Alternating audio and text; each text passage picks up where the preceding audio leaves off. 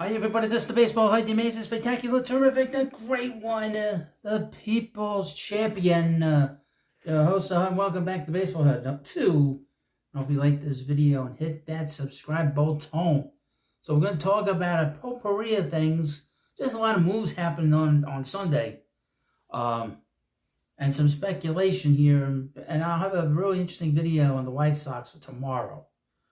I know people are so interested in the White Sox, but the White Sox could be very active in the offseason. But there have been players getting moved around, and I expect a lot of moves over the next 13 days before we hit the last deadline, which is the waiver deadline.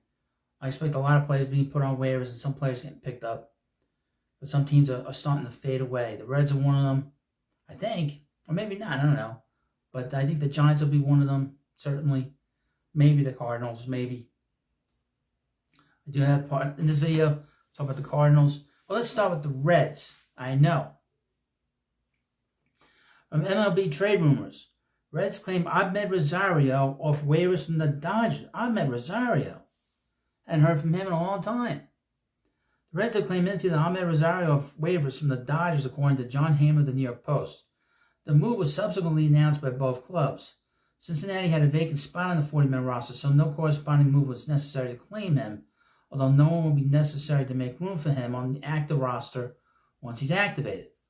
Rosario, who's 28, was designated for a sign by the Dodgers last week to make room for Mookie Betts when the latter returned from the injury list. Utility man is now on his third team of the season.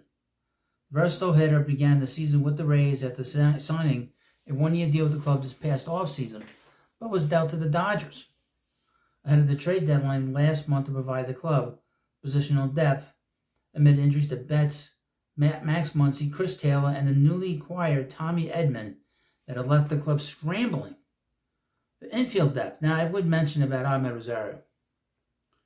He was with the New York Mets for a few years, from 2017 to 2020, and he, coming up through the minor leagues, he was the number one prospect in Major League Baseball. That is not an exaggeration. Amed was one of the best prospects coming up in the game. But it just did not really work out for the Mets, with him in the Mets. It just didn't work. His game seemed to be very incomplete as a player. He's got very good speed, but he doesn't steal bases. He has good hands. He's good defensively, but he's not great. He has some power, but has never really added up to much. He's a very strange player, quite frankly, to watch on the field. Now, he got traded back in the offseason 2020 to 21 for Francisco Lindor. And he was the big piece that went back to Cleveland, in that deal. And he was okay in Cleveland. Nothing really special. Now his OPS, his OPS plus is 96, which is below average as a major league offensive player. With the Mets, it was 91. 2019 was his best year, quite frankly, of any of the years that he's had. He played with the Guardians for a couple of years as an everyday shortstop. They had him in center field. And now he's sort of bounced around now. After leaving Cleveland, he got traded to the Dodgers with Noah Syndergaard last year. Then he signed with the Rays this offseason, and now he went back to the Dodgers. Now he's with the Reds. He's had a very interesting career. I mean, he's a .275 career hitter, which sounds pretty good. But his on base is .310. His slugging percentage is .401. His OPS is .711. Nothing. His OPS plus is 96. It's nothing really stands out. And he was considered the best prospect in baseball. And I'm not exaggerating that. You look up the categories when he was coming up. He was one of the best prospects in the game. Next up in this video, another former Met. This is from MLB trade rooms again. Cardinals notes. We got Matz, Lynn, and Ciani. Veteran lefty Steven Matz has missed most of the 24 season due to back issues, including a setback in his rehab back in June as he was building up his pitch toward a return to the big leagues. Fortunately for the Cardinals, however, it appears the Southpaw is once again nearing a return. I'll tell you, Steven Matz has had nothing but injuries throughout his whole career. The two biggest issues with Steven has been, one, his ability to stay on the field, and secondly, his temperament on the mound. He can be rather cantankerous on the mound, and that being cantankerous always cost him with the Mets. As noted by MLB.com's John Denton, manager Ali Marmol told reporters yesterday afternoon that Matz, who had pitched 4 scoreless frames on 76 pitches the night prior, was near a return to the majors. Lynn Worthy of the St. Louis Post-Dispatch added that the Cardinals currently plan to have him return to St. Louis to be evaluated by the team's medical staff before they decide whether or not he should return to the big league staff immediately. Though Marmol indicated that the veteran is likely to make one more rehab start before returning to the majors. He's another guy that was a very good prospect, but really the biggest thing with him has been the injuries. He had Tommy John surgery in the minor leagues. He missed a long time in the minors. It's just an amazing thing that he was able to get to the majors. But once he had that first Tommy John surgery, he flew to the minors. He was a top prospect. Mets drafted him in 2009. He was one of the last, second to the last draft picks of the Omar Minaya era. So that's how long ago it was. And he didn't get to the majors until 2015. He's a Long Island kid. He's, like I said, very cantankerous on the mound. And his frustrations always got the better of him when he took the mound for the Mets.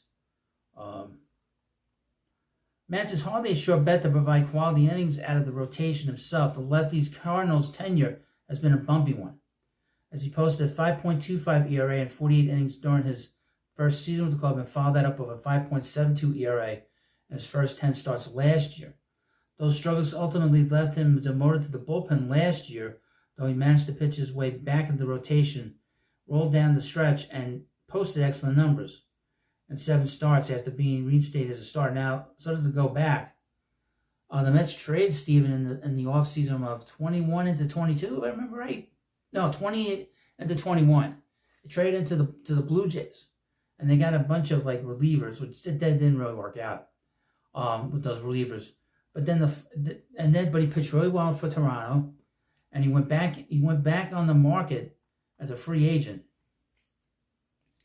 And he got a big contract from the Cardinals, but prior to that, he came awfully close to signing with the Mets. He was going to come back to the Mets. In fact, there was such a big controversy. I had done videos on Steven. Subscribers got so upset they were unsubscribing to my videos because they were mad that the Mets were so interested in bringing him back. And so one time I ever did a video where people were just leaving in droves. I had to take those videos down. And it got, because people remember how temperamental he was with the club and how he sort of had like a negative attitude about a lot of stuff on the mound, that people just started unsubbing to my video because of the videos. Now, he was going to sign this contract with the Mets, but then at the last minute, he didn't sign. And if you remember, famously, Steve Cohen went on Twitter and had a fit, complaining about how unprofessional Steven was. And then about a week or two later, the Mets signed Max Scherzer. I don't know if they were going to do that anyway, but that was the response. That was the response from the Mets. They were so mad about this that they signed Max Scherzer. But that's sort of the response, that happened. And it was that was like one of the most amazing times at any point during this channel. And finally in this video, the Dodgers and the Phillies. Let's talk about them and their pursuit of Garrett Crochet.